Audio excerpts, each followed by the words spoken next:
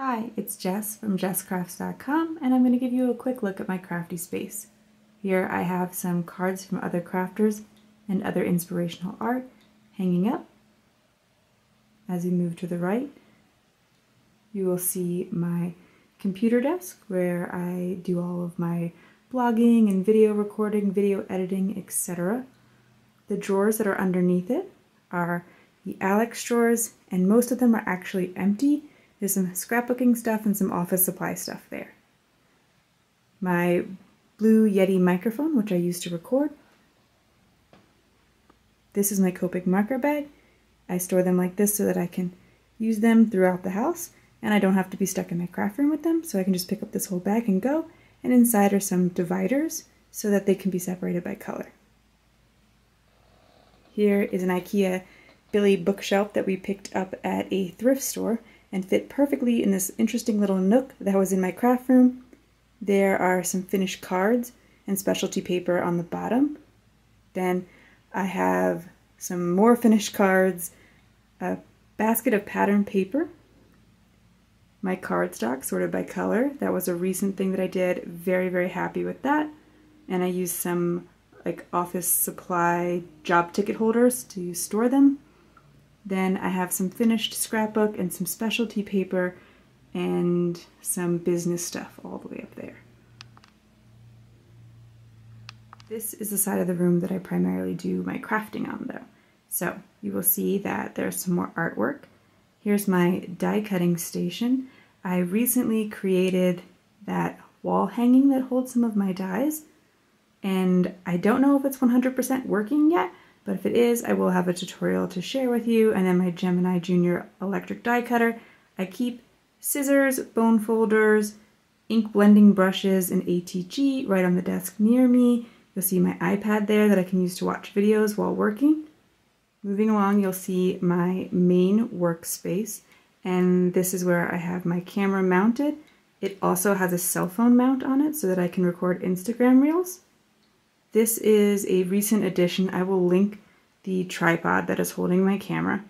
I do have a desk tour which gives you a lot of good details of some things that I have stored here, but things have changed a little bit since then. Then on the right side of where I work, I have my ScanNCut and my embossing heat gun in case I ever need that.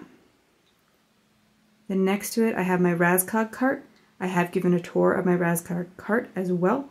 It stores my dies, and those binders have all of my sketches as well as my stencils are in a binder behind that. But again, I'll link that so that you can get a more detailed tour because that is not my intention with this particular video. Underneath my standing desk, we've kind of created a little bit of a shelf here so that we could bring this desk that is sitting on top of the Ikea Alex units to standing height. And so I inserted some baskets so that I have some extra storage that primarily stores, one of them is finished cards and the other has a little desk, like a lap desk that I use sometimes for Copic coloring. There is my paper trimmer, and then those are some boxes getting full of cards to donate. In one set of Ikea Alex drawers at the bottom, I have my Dymo label maker and some random art supplies, and I have two drawers that are solidly stuffed with clear stamps that I store in zip-top bags that I will link in the video description. They work pretty well for me, and they're a bit narrower than the stamp pocket solution so that I can store my stamps right here in my Alex unit. Then I have some adhesive, and I store like the things that I use instead of foam tape, either cardstock glued together or random cardboard bits. And then in the top drawer, I have some cleaning cloths and stamp blocks and other little things. In my large Alex Ikea unit that is on casters, I have the bottom drawer is a bunch of scrapbooking stuff, and then after that is embellishments, my mini inks including mini distress inks. The next one has a few more mini inks, as well as some 12 by 12 paper and a score pal. Then I have my distress oxide inks. And finally at the top I have my Misties, rulers, my black inks, and various little things like my stencil mat from waffle flour.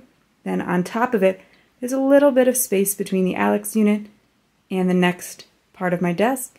So in there, I store some different like mats, the Ranger craft mat, some grid paper, my ScanNCut mats. My final Ikea Alex unit, on the bottom I have some specialty stamping supplies like embossing powder, Copic opaque white, glossy accents, kind of like wet medium like that, some paintbrushes, etc. The next drawer has a few more stamps because you can never have too many stamps, and then some storage items like the plastic bags that I use to store my stamps and dies and the magnetic sheets. The next drawer has my neutral cardstocks. I keep a lot of white, craft, and black cardstock on hand, so I did not want to add that to the bookshelf that I showed previously. Then my next drawer has some cardstock scraps in it. Again, just white, black, and craft because everything else is stored in the job ticket holders with the color of cardstock.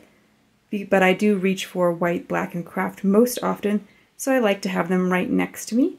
And I tend to have a lot of scraps of that, so it wouldn't work well in the other system. The top drawer has some temporary adhesives like Post-it note tape and Scrapbook.com mint tape that I use to hold things down temporarily, like dies, etc. Some more pens and pencils, little things like that. The Tailored Expression sentiment holders where you can stamp and die cut a bunch of sentiments at once and then organize them so that I have some sentiments ready to go on hand. I wanted to share just a little bit more detail about a few storage solutions that work well for me, and I will, like I said, link some other videos that briefly discuss some areas of my craft room in more detail. These are my dies. I have a whole video about my die storage, but sometimes, most of the time, I want to store them with their original packaging. Occasionally it's nice to get more than one die set in, so these are like two different clouds from MFT, but I don't mind pairing them because they're the same kind of die from the same company. So if I'm looking for, clouds, they're going to be grouped together, but also I want to know what company they're from just so that, because I do get questions about that having a YouTube channel. I will often cut the packaging down to fit the standard size bags that I have. I just I keep on hand a few different sizes of bags and try to always make those work. But I like to keep any important information, so like I cut off some pieces and re-glue them just so that I have what I need. Sometimes the die is too big for any of the bags that I have, and then often I will just cut off the top of the packaging and try to use this as long as possible until it rips, and then I kind of just am stuck coming up with another solution. But it doesn't happen that often, and I think especially if it's a die you don't use as much, that kind of works. But then like something like my Hello dies, I'm going to be reaching for those all the time, so I'm going to put them in a thicker bag. These I think are 4mm, so it's particularly the bags that I choose aren't just like really thin Ziploc bags. They're intentionally bought to be thick and to hold up and use multiple times without ripping. I store my stamps also in zip top bags, a couple of different standard sizes I use for common stamp sizes. So the 4x6 fits in one size, the 2x3s, and I forget what size standard. I'll have all the bags that I use linked in the video description. Most of them I'm able to find in the thicker bags. Some I did have to find a thinner solution for, but it can be really bulky to use a bag that is bigger or than what you really need. You could of course store something like this in the larger size bag. And then these all, because these bags are not much thicker than the stamp itself, it's just enough that I can pull them out easily without them getting caught. They fit in my Ikea Alex units in the drawers standing on their side like this. I see that a lot of people use the stamp pockets and then they put those in the inter-design bins, but that solution did not work for me because I primarily use Alex drawers for storage, and so I've always just stored my stamps on their side but still protected well, similar to the Avriel pockets, and then that way I don't have to have a separate storage solution for them versus all my other supplies. Another thing that I wanted to mention was that I tend to come up with cheap, recycled storage as much as possible. So these are 2 boxes from my scrap drawer. This holds my black scraps. I have another one for my craft scraps and an even bigger one for my white scraps. And then this kind of slots in between one of them. And these are like banners that I've already die cut, so it's really nice to have those to have those on hand. But these are just like little packaging things. You know, sometimes you'll get a product and it has a really nice, high quality, stiff box. And I just keep a larger bin of all of those boxes in the house to store various things as my organizing needs come up. Kind of, I think Con Marie talks about that in her book. So I find that to be, like, often you can come up with a solution so you don't have to buy little plastic containers. Even though those are cheap, it's putting more plastic in the world and it does cost something, and these were free because they just came with whatever we had. Similarly, I had these plastic drawers as part of a different storage solution. They used to sit on my desk. That didn't really work for me any longer, but just because they were intended to be drawers doesn't mean I can't reuse them.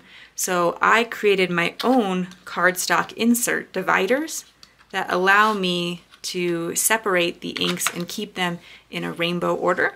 So this is just really thick cardstock that I use for card bases that I scored and took measurements, and I made it work for me. So that again, it cost me nothing because I have the cardstock, the scoring board, the adhesive already on hand.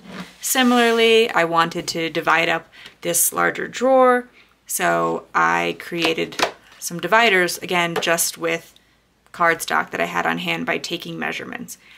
It doesn't, you know, like, it's not particularly helpful to share any of these measurements because you'd have to have the same sort of thing on hand, but a lot of us, being crafty people, can kind of figure out how these would work, experiment with it, because if you mess up, it's just a single piece or a couple pieces of cardstock at most. So I really encourage you to look at the containers that you already own or the containers that are just kind of incidentally coming into your house and how they can save you money in terms of your storage in your craft room.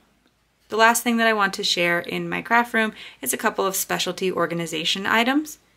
These items are from an Etsy shop called Make It by Marco. She sent these to me well over a year ago. They're just products that I've really enjoyed using for a long time and were good storage solutions for me personally.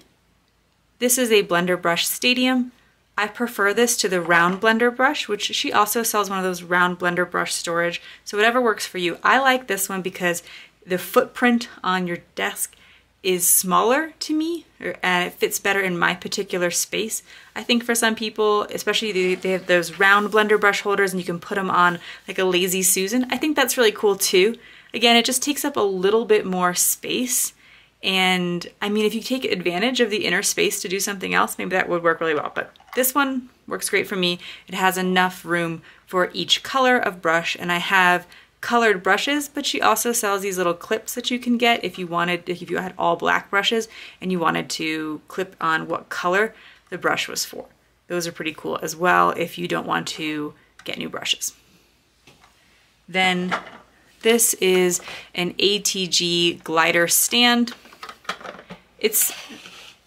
I would say it's not necessary, but it's just a convenient thing that I enjoy having. I used to keep my ATG in a drawer. I didn't like having to open it all the time, so I like a way to have it on my desk.